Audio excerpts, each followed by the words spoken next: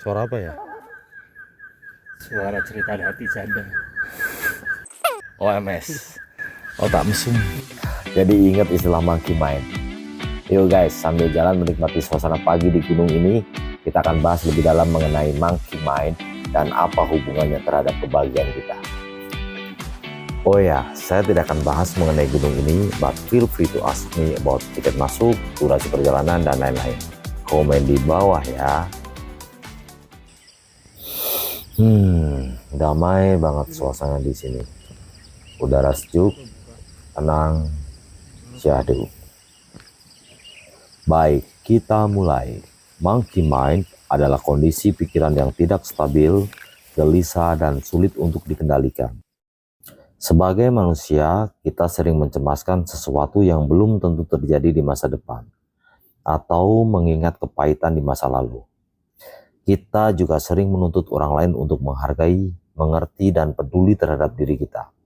Yes, validation. Bangun tidur buka sosmed. Ah, si A posting mobil baru. Si B bikin party nggak ngajak saya nih. Si C romance traveling bersama kekasih hati. Si D dapat promosi jabatan. Aduh, sedangkan saya bulan ini belum on target. Terancam cut off pula. Boro-boro beli mobil baru. Penghasilannya pas-pasan. Mungkin si B nggak invite saya karena partinya untuk orang-orang kaya kali ya. Atau jangan-jangan pasangan saya sudah nggak sayang lagi sama saya karena saya nggak makmur, nggak bisa bawa traveling ke luar negeri. Atau mending gini aja deh, mending gua cari pinjaman buat buka usaha sendiri, jadi bos tanpa harus ngemis promosi jabatan dan terlebih lagi dihargai orang lain dan pasangan sendiri. Stop guys, don't be monkey mind. Mari kita coba kendalikan kegelisahan dan kebingungan pikiran monyet tadi. Tapi sebelumnya kita sapa dulu nih pos 1 yang sudah tercapai pagi ini. Ini ada Bapak galau, tapi kayaknya, nah ini mas-mas ini berapaan mas? Itu bapaknya ya Dek? Bapaknya? Iya. Guru pilih. Info nih guys, di sini terdapat sumber air yang berlimpah dan jernih tentunya. Kita lanjutkan perjalanan. Back to monkey, haha. Monkey mind tidak bisa kita hilangkan, tapi bisa kita tidurkan sehingga dia tidak mendominasi pikiran kita. Tips number 1, self-acceptance. Terima dengan ikhlas segala kekurangan kita. Saya nggak pintar, nggak ganteng, nggak kaya, nggak tinggi, nggak asik. Tapi jangan khawatir, setelah kita ikhlas terhadap kekurangan kita akan menemukan keunikan dan kelebihan kita. Selanjutnya, kita akan sadar, kekurangan-kekurangan kita tadi ternyata bisa kita rubah. Seperti nggak pintar, ya tinggal belajar sesuatu sesuai minatmu. Nggak kaya, aplikasikan minat yang kamu pelajari tadi, ya siapa tahu jadi side income. Terus kalau nggak asik, ya gampang, tinggal so asik aja. Bahkan saya rasa nggak ganteng pun bisa kok kita benahi zaman sekarang ini. Anyway, itu di depan udah pos 2 ya. Bener guys, udah nyampe pos 2 aja nih kita. Tapi kayaknya nggak mampir deh. Lanjut. Tips kedua, love yourself. Lebih kepada fokus terhadap diri kita sendiri. Jangan membanding-bandingkan diri kita terhadap orang lain. Bandingkanlah dirimu sebulan atau setahun yang lalu dengan dirimu saat ini. Kemajuan atau pencapaian apa yang kamu peroleh saat ini? Sekali lagi, ini pribadi ya, tidak bergantung dari pencapaian orang lain. Oh ya, ternyata olahraga yang rutin juga bagian dari love yourself. Olahraga teratur adalah upaya untuk memelihara tubuh dan mental kita, bukan malah menyengsarakannya. Guys, ternyata ada sungai kecil nih di sebelum pos 3. Jernih lagi airnya nih. Seger.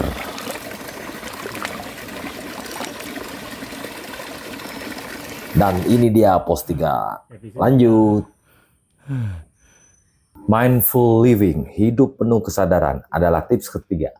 Hiduplah di saat ini, membantu kita berkonsentrasi dengan apa yang ada di depan kita detik ini. Sehingga baik pekerjaan, urusan rumah lebih cepat kita selesaikan. Dengan pikiran tidak bercabang kemana-mana akan meminimalkan penilaian dan prasangka berlebihan.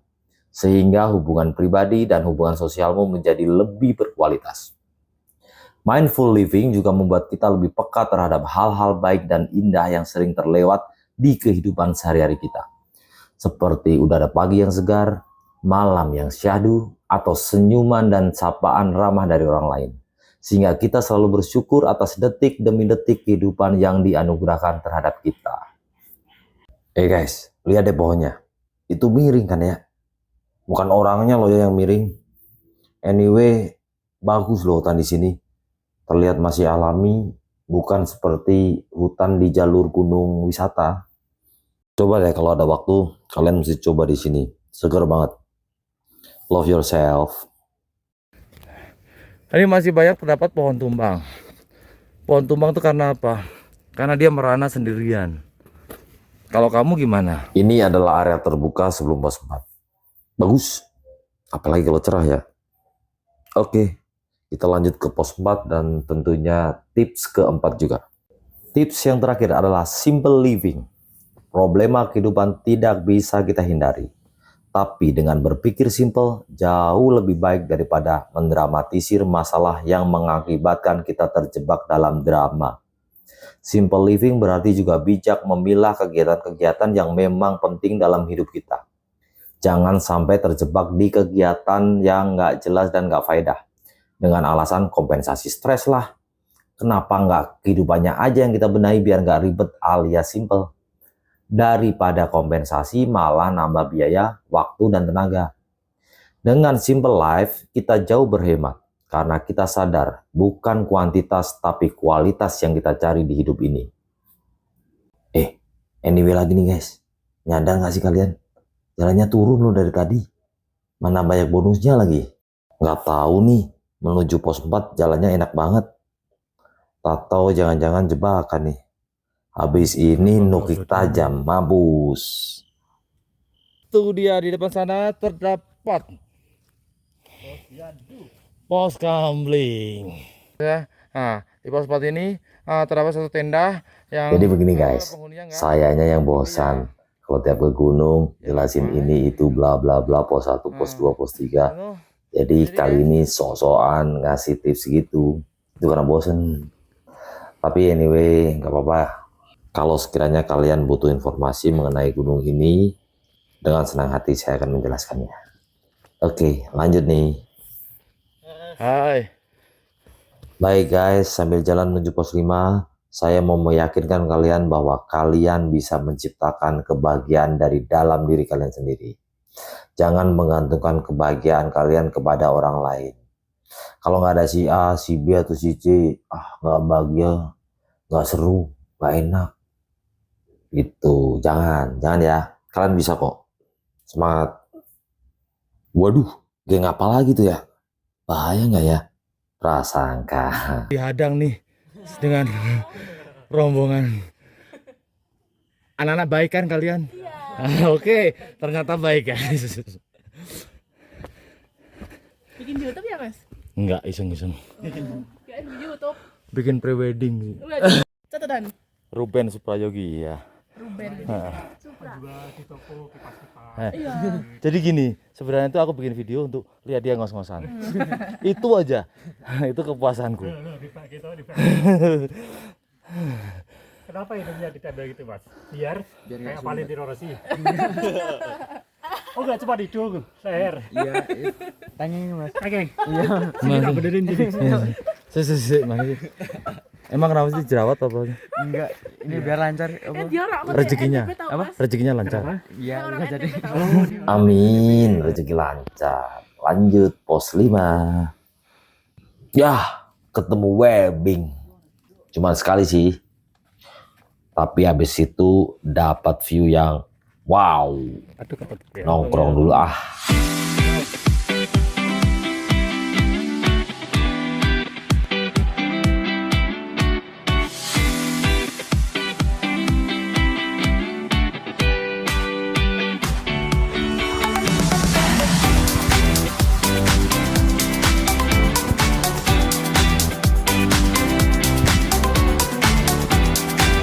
Yes, pos 5.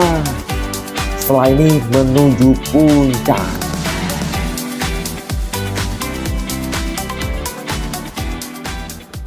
Dan setelah pos 5, tanjakan panjang menghadang. Dimulai dari jalan tanah berundak, hingga jalur yang didominasi bebatuan besar. Hati-hati licin, apalagi pas hujan. Areal terbuka dengan kabut yang semakin lama semakin tebal. Mirip film horor nggak sih ini? Sampai di puncak Tanggulangin, kita nggak berhenti. Kita langsung gas ke puncak selanjutnya. Dengan tanjakan yang masih sama berupa bebatuan. Dan kira-kira setelah 10 menit berjalan, kita sampai di puncak batu. Ambil nafas dulu sambil menikmati suasana bukit berkabut yang eksotis ini.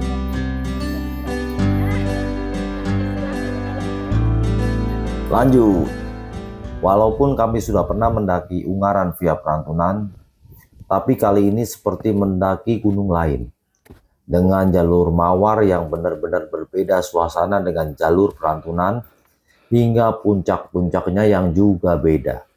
Gunung ini hanya 2050 mdpl dengan ketinggian base camp 1200, yang berarti total elevasi hampir 1000, dan tidak ada fasilitas ojek untuk sampai ke pos 1. Makanya berasa mendaki gunung 3000-an. Dan akhirnya sampai juga di puncak tertinggi. Yes. Ngumpul dulu guys sambil sharing-sharing pengalaman. Mau sebat? Boleh. Terus yang dirasa apa sekarang mas? Nggak ada. Biasa aja kayak gini. Cuma di sini ada kebak dirasa. Oh. Karena ada beberapa syaratnya kena sama kamera itu. Teman kita yang satu ini cerita mengenai cedera ACL. Dan ini adalah pendakian perdananya setelah setahun vakum pasca operasi. Semangat terapinya bro, jaga kesehatan. Dan untuk kalian juga, jangan lupa bahagia.